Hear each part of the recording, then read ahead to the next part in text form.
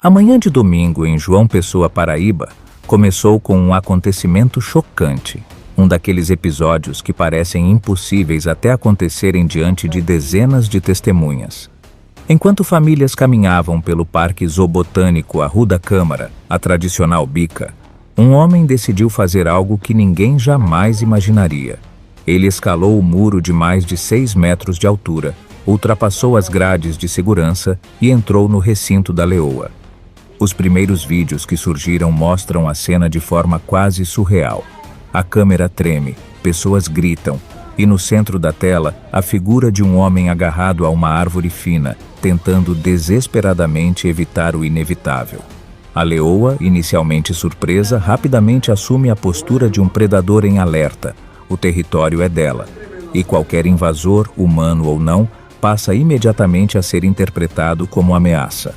As imagens viralizam. Em poucas horas, o país inteiro já tem acesso aos vídeos.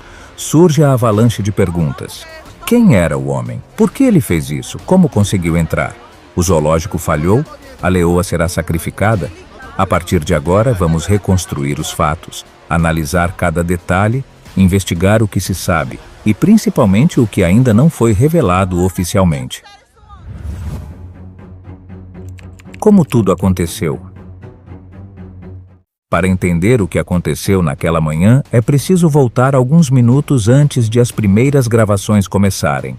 O Parque Zoobotânico Arruda Câmara, a Bica, estava funcionando normalmente. Visitantes circulavam, crianças observavam os animais e nada parecia fora do comum. Até que um dos vigilantes percebe uma movimentação estranha perto do setor dos felinos. Um homem, sozinho, circulando nas áreas restritas, olhando para os muros como se procurasse uma forma de entrar. Testemunhas afirmam que ele parecia decidido. Não conversou com ninguém, não correu, não parecia agir por impulso. De forma metódica, ele se aproxima do muro externo do recinto da leoa, uma estrutura alta com mais de 6 metros projetada justamente para impedir qualquer acesso. Mas, ignorando completamente o risco, ele começa a escalar. Não há câmeras que mostrem esse exato momento, mas todas as fontes confirmam. O homem conseguiu passar por cima. Do lado de dentro existe ainda uma segunda barreira, grades internas que isolam os visitantes do espaço onde o animal vive. Ele pula também essa, aproximando-se diretamente do território da leoa. Quando finalmente entra no recinto, a leoa não ataca de imediato. Como todo felino, ela observa primeiro. O homem então caminha até uma árvore fina localizada bem no centro do ambiente. É nesse ponto que começam os primeiros vídeos gravados pelos visitantes. Imagens que chocaram o país. A leoa avança. Ela apoia as patas dianteiras no tronco e alcança a perna do homem. O impacto é rápido. Em segundos, ela o derruba ao chão. E o ataque se torna inevitável. Minutos depois, o zoológico aciona o protocolo de emergência, evacua a área e fecha imediatamente o parque. Do lado de fora, visitantes e curiosos recebem a notícia. Os primeiros repórteres chegam. As autoridades cercam o espaço, iniciam a perícia e confirmam. A morte ocorreu no local e o ataque foi fulminante.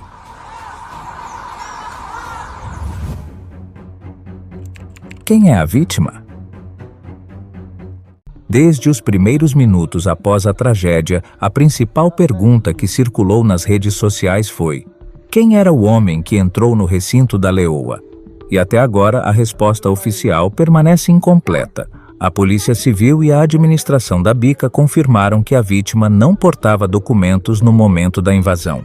O corpo foi recolhido pelo IML sem identificação imediata. E por isso nenhum nome foi divulgado oficialmente até o momento da gravação deste documentário.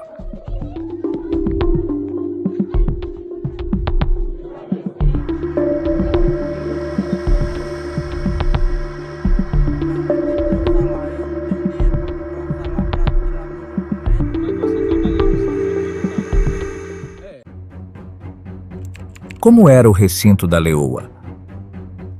Para entender a dimensão do que aconteceu, é preciso olhar para o recinto onde tudo ocorreu.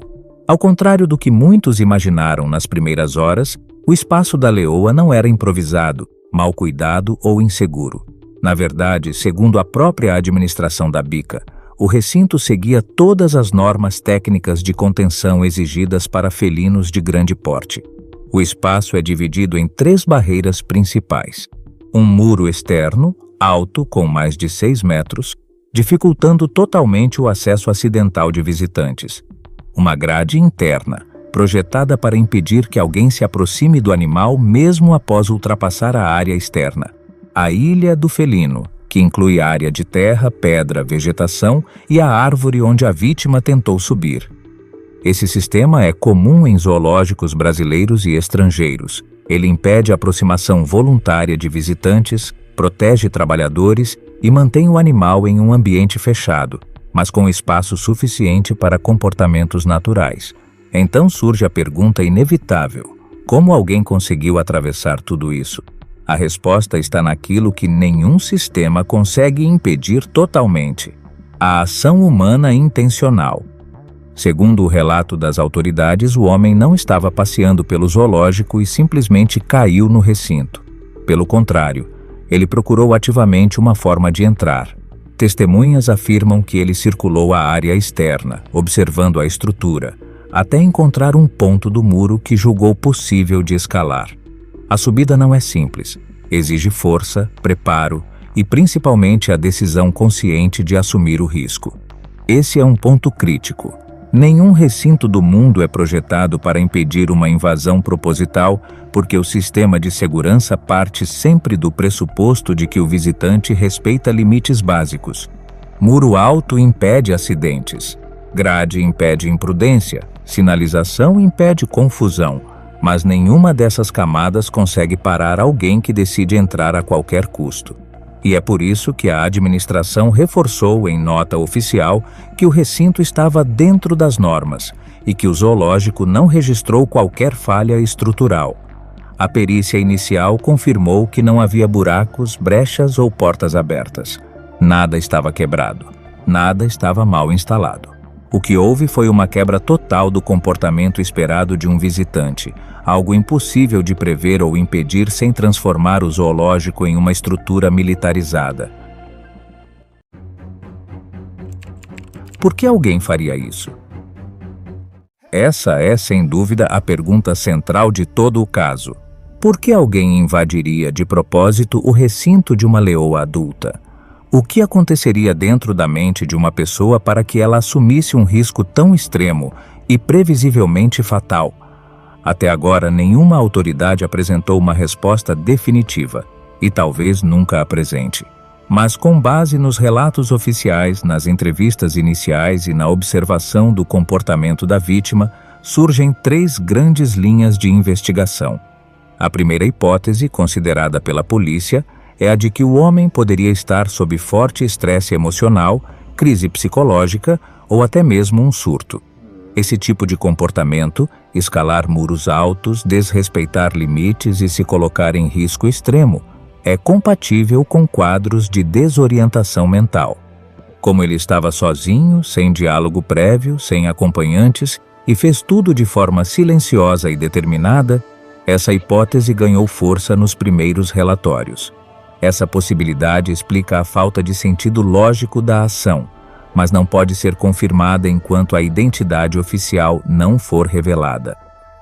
Outra hipótese levantada nas primeiras horas é a possibilidade de que o homem estivesse sob efeito de álcool ou drogas ilícitas.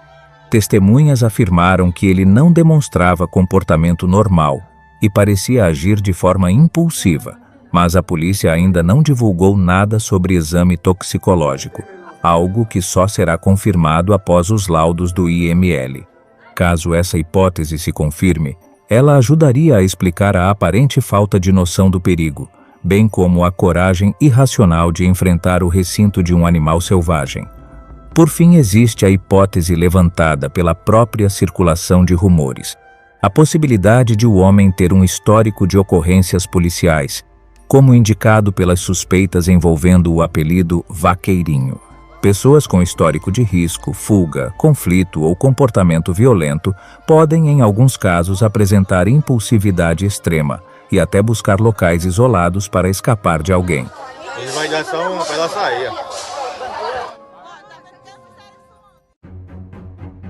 A reação da leoa, instinto e comportamento. Desde que os vídeos começaram a circular, muitas pessoas passaram a especular sobre o comportamento da leoa. Surgiram teorias, algumas compreensíveis, outras totalmente infundadas, tentando explicar por que o ataque aconteceu de forma tão rápida e brutal. Mas antes de qualquer análise emocional, existe um fato simples e inegociável. Uma leoa não é um animal doméstico. Ela é um predador de grande porte, e seu instinto territorial é tão forte quanto o ar que respira. Vamos por partes. Não, a leoa não estava com fome. Uma das primeiras fake news que se espalhou nas redes foi a de que a leoa estaria magra, fraca ou faminta. Essa narrativa chegou ao ponto de algumas pessoas afirmarem que o ataque teria acontecido por fome. Nada disso é verdade. O Parque Zoobotânico Arruda Câmara confirmou que a leoa estava saudável, com acompanhamento veterinário regular. A alimentação era feita diariamente, seguindo protocolos técnicos. Não havia nenhum indício de desnutrição ou comportamento relacionado à fome. O vídeo comprova isso. A leoa não devorou o homem, não o arrastou para comer, não tentou se alimentar. O ataque não teve motivação alimentar, teve motivação territorial e instintiva. Um predador faminto exibe outro tipo de comportamento, lento, calculado, voltado à caça e consumo. Esse ataque foi completamente diferente. Foi defesa de território. A leoa não matou porque quis matar, mas porque instinto não raciocina. Leões não analisam moralidade, intenção ou contexto humano. Eles reagem ao que está diante deles. E para um animal assim, o que ela viu naquele momento foi um intruso dentro do território dela. Um ser estranho, ansioso, agitado, movimentos bruscos, uma escalada numa árvore que faz parte do espaço dela. Para a leoa, isso ativa automaticamente 3 respostas instintivas: avaliação de ameaça, reação territorial e mobilização do invasor. Felinos selvagens não negociam, eles não avisam, eles não recuam diante de um invasor dentro de sua área, porque na natureza quem fizer isso morre. Para os seres humanos pode parecer desproporcional. Para ela foi somente natureza agindo do jeito mais puro e bruto possível. Outro rumor que circulou foi de que o animal poderia ser sacrificado. A informação foi prontamente negada. A felina não será sacrificada, não será punida, não será retirada de lá, porque não há crime quando não existe consciência, e não há violência quando existe instinto. O que esse comportamento diz sobre o caso?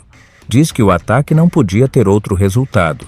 Colocar um ser humano dentro do recinto de um felino é colocar 2 mundos que não se encontram há milhões de anos, e esperar que tudo fique bem. A leoa cumpriu o papel natural que qualquer felino selvagem cumpriria naquele cenário. O erro humano levou ao desfecho. O instinto animal apenas completou o ciclo. Responsabilidade, repercussão e o papel dos zoológicos. Depois do ataque, uma grande discussão tomou conta das redes. De quem é a responsabilidade? É comum que, diante de episódios trágicos, o público busque culpados imediatos, mas neste caso os fatos apontam para uma conclusão inevitável. A ação humana voluntária foi o único gatilho do incidente. O zoológico cumpria as normas. O muro era alto, as grades internas estavam intactas. Não havia brechas, portões abertos ou qualquer falha estrutural. A perícia inicial confirmou que o recinto estava dentro dos padrões exigidos para abrigar um felino de grande porte. Não houve negligência técnica nem descuido dos tratadores. O homem não caiu, não tropeçou, não se perdeu. Ele invadiu, escalando 2 barreiras distintas, ambas projetadas para impedir exatamente isso. A repercussão, porém, mostrou o quanto o público desconhece o funcionamento de zoológicos. Episódios assim reacendem debates sobre confinamento de animais, segurança de visitantes e a relação entre humanos e predadores. Mas é preciso separar opinião de realidade. Não existe recinto no mundo capaz de impedir uma invasão intencional.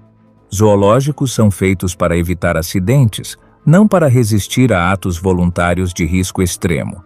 Outro ponto importante: o ataque não surgiu de crueldade do animal ou de falha de cuidado. A leoa reagiu por instinto territorial, não por fome ou por comportamento fora do normal. Ela não devorou a vítima, não tentou consumi-la. Apenas neutralizou algo que para ela era uma ameaça direta dentro do próprio território. E agora que você conhece todos os detalhes, o que você acha desse caso? Você acredita que o zoológico poderia ter feito algo diferente? Acha que a atitude da vítima teve alguma explicação possível? Ou esse foi apenas um exemplo claro de como a imprudência humana encontra, sem piedade, a força da natureza? Comenta aqui embaixo. Quero saber sua opinião. Se esse conteúdo te ajudou a entender melhor o que aconteceu, compartilhe o vídeo. Isso ajuda muito o canal e faz o debate chegar a mais pessoas.